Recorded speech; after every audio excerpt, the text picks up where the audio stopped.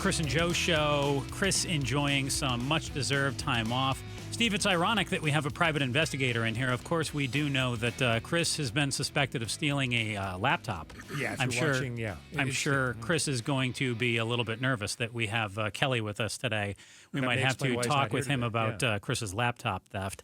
But we are here to talk about a case that started back in May of 2006. Lindsey King is the daughter of Keith King, who's been missing since then. Kelly Waldrip is a private investigator. He spent time with Glendale Police, MCSO, and NCIS. So we're working through this story where Lindsey's dad, Keith King, who's missing, and then Kelly Waldrip, who's the private investigator, they believe that they've solved this case of how Lindsey's dad was killed, and they believe that they know who killed him and why, and they believe they know where Lindsey's dad's body is, and it involves a few different people. This woman named Karen Wells, her name came up, and she was seeing Lindsey's dad at the time. So let's talk a little bit more about Karen Wells. After first speaking to Kelly on the phone, Karen Wells' daughter named Brenda Lindsey, is that right? Mm-hmm. So she had told a longtime friend of her mom's that a private detective was asking about your dad, Lindsey, and his disappearance. And the woman asked if your dad's body had been found. The woman told Brenda about a tearful, out-of-the-blue confession that her mom had made while watching TV one night in the months leading up to her death. And the woman later then repeated this story to you, Kelly. Is that right? Yes. What did Karen Wells confess at the time, or what did Brenda end up relaying to you? Let's take it back a little bit. Sure. Karen Wells, passed away in 2023. Mm-hmm. Prior to that, she apparently had a next-door neighbor. Well, I won't mention the name, but a next-door neighbor who was a close friend of hers. And the next-door neighbor was also a close friend of Karen Wells. So Brenda, one evening, apparently had I'll have to back up a little bit. Mm-hmm. It's been a while since I read the report. No, you take your time. There is a lot to it. But Karen Wells was having a conversation one night, as you alluded to, with her next-door neighbor. And during that conversation, she indicated that the same thing happened to Keith King. Apparently, there was something on TV that reminded her of Keith King's demise. And this individual said, "What do you mean?" And Karen Wells explained in detail that apparently Keith King had been shot in the back at some location and dismembered and put into a septic tank. And this individual, again, at first she thought it was Bill Wilkins that was being discussed. But it turned out to be a possible another individual that had not really come up during the investigation at all. Yeah, and we feel like that maybe was kind of by design. Well, I'm curious to ask you both a little, and this is not fair because neither one of you is a psychiatrist, but when things like this, Lindsey, let me just ask for your reaction first. Mm-hmm. When you start getting,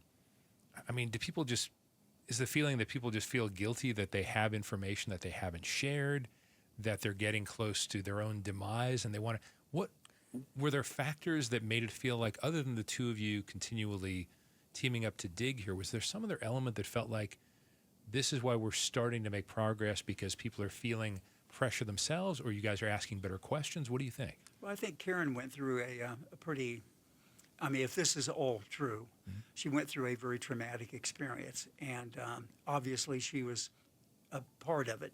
So the last thing she was going to do is, unless there was some kind of duress or real reason for it, is confess to what she had been part of. And she did say she didn't want her to tell anyone until after she died. Also, she kept a picture of my dad on a refrigerator forever. Mm-hmm. Oh, wow. Okay. When I first got into contact with Brenda, it was amazing because all of a sudden I'm talking to someone who knew my dad in the years that I didn't know him. And she was able to tell me, about her mom's relationship with him. And, so.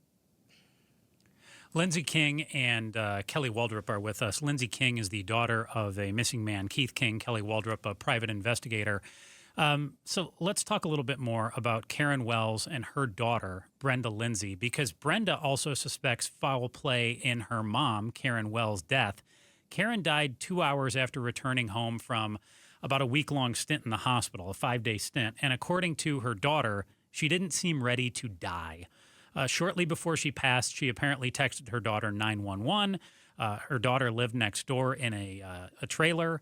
By the time Brenda saw it, checked on her, Karen Wells was dead. The county didn't perform an autopsy. Brenda didn't have the money to pay for one. Karen Wells was cremated. Brenda now wonders if her mom was silenced. Karen Wells always left her trailer unlocked, too. So kind of fishy there as well. Yeah, and the person that we think maybe had something to do with this was at her trailer a lot leading up to the. Oh, and if it's unlocked, anybody could have access to it. And that person had, obviously, Seligman seems kind of like one of those towns where maybe you don't always have to keep your doors locked. And maybe they approach it a little different than we might in Phoenix or Mesa or Scottsdale. You're just out in more a rural area. Okay, you leave your door unlocked. You've always done it that way. Yeah. Yeah, and I think she had just gotten home. I mean, at some point, Brenda gave me all the electronics, so I've looked at her mom's phone, like, from that day. And the fact that she was released from the hospital and then dead within 2 hours was, based on the conversation she was having leading up to it, it just doesn't make a lot of sense. But Brenda had also overheard a lot of arguments between her mom and this other person leading up to that, too. She didn't know what it was about because Brenda didn't really know what had happened to my dad at that point. When Brenda knew what happened to my dad, when she found that out, all of a sudden all these things kind of clicked. And it was like the missing puzzle piece, really, for me. Well, the interesting thing is about the death is it just seemed one of the only people that would know what happened suddenly turns up dead within a couple hours after she's released from the hospital. The cause of death was whatever the doctor was willing to sign off on in Flagstaff at the hospital. Since there was no autopsy done, that meant that the deputy sheriff at the scene did a cursory examination to see whether or not there was any foul play. Obviously, to his estimation, whoever this person was, they arrived at the conclusion there was no foul play. So that's why they went with the disposal of the body the way they did. That voice you just heard is Kelly Waldrip. He's a private investigator. The voice just before that was Lindsey King, the daughter of Keith King, talking through this story about what happened to Lindsey's dad, Keith King, back in 2006. I want to know more about who was Keith King. His daughter, Lindsey, obviously with us right now. We're going to talk with Lindsey all about her dad next. Kelly Waldrip and Lindsey King are with Steve Goldstein and I right now. Steve Goldstein in for Chris Merrill today. Kelly Waldrip, a private investigator. Lindsey King, the daughter of Keith King.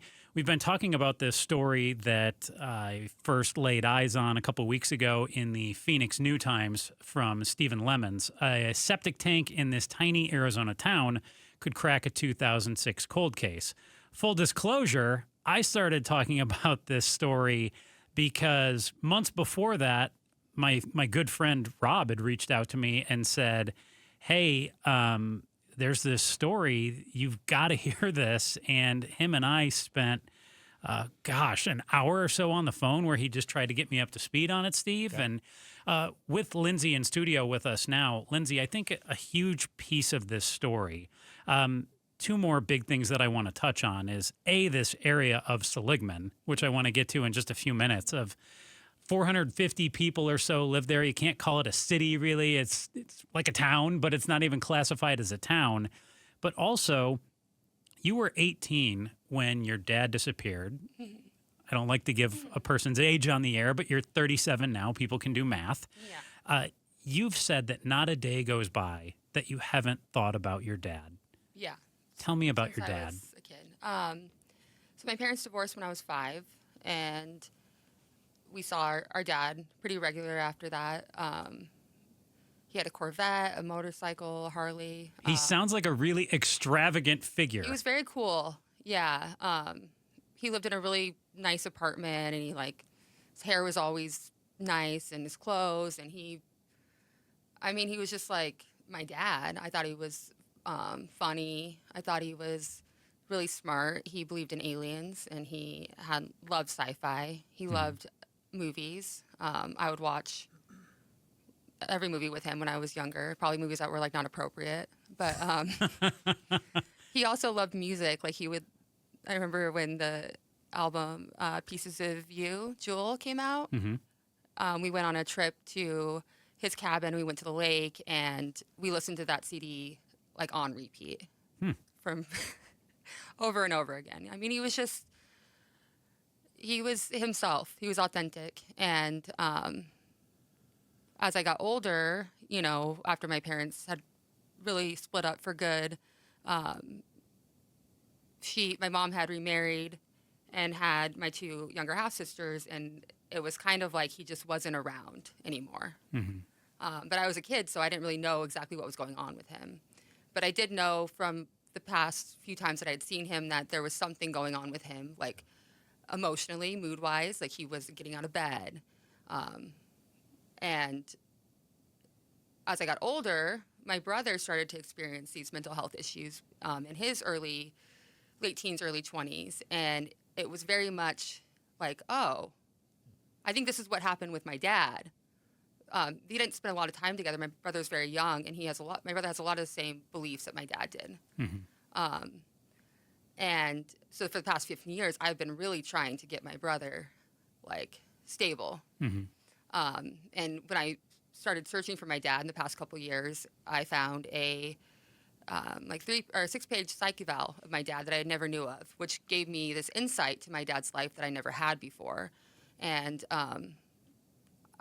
I really did feel like if I could figure out what happened to my dad, figure out who he actually was, that I would be able to help my brother. And it really has helped. My brother's doing really well right now. I think a lot of times when people have these mental health issues, they get a little, splintered in their mind, and then people around them are a little afraid to ask questions or to say the wrong thing or to feed into their delusions. And people need to be heard and understood, along with taking medication. It takes both parts of these. You can't go into a hospital and be on medication and not have any safe support around you or anyone listening to you or any way to make sense of your reality, So I feel like this whole thing, trying to tell my dad's story, I know that when he disappeared, that wasn't the end of his story.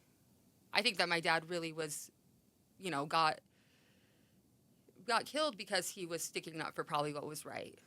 And meeting Brenda and talking to her and finding out all these things about my dad that I didn't know in the years that I didn't know him, it's just very validating. I mean, he helped her.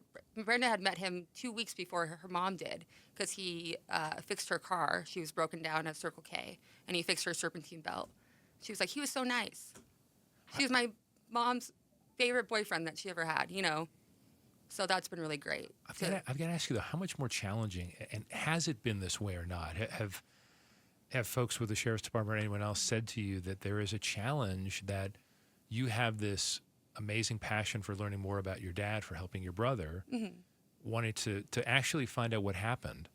But are there people who have said or have made the assumption that your dad doesn't have as much importance to the rest of the world as he should because maybe he had certain issues and maybe because he had gone off to Seligman? Did that in some way make him less valuable to others, and has that made it even more challenging to solve this case? Yes, definitely. And I don't think if it was anything anyone specifically said, it's just more of a energy around it. It's well, I mean, he was mentally ill. Maybe he said the wrong thing. Maybe this happened. And it never really made sense to me. And so I never knew if I was going to get to a point where I could really find out what happened and go down this road. So for me, going down this road, meeting Kelly, all this stuff coming together, getting the story out there, having my brother doing better, I feel so accomplished already. And it doesn't end here.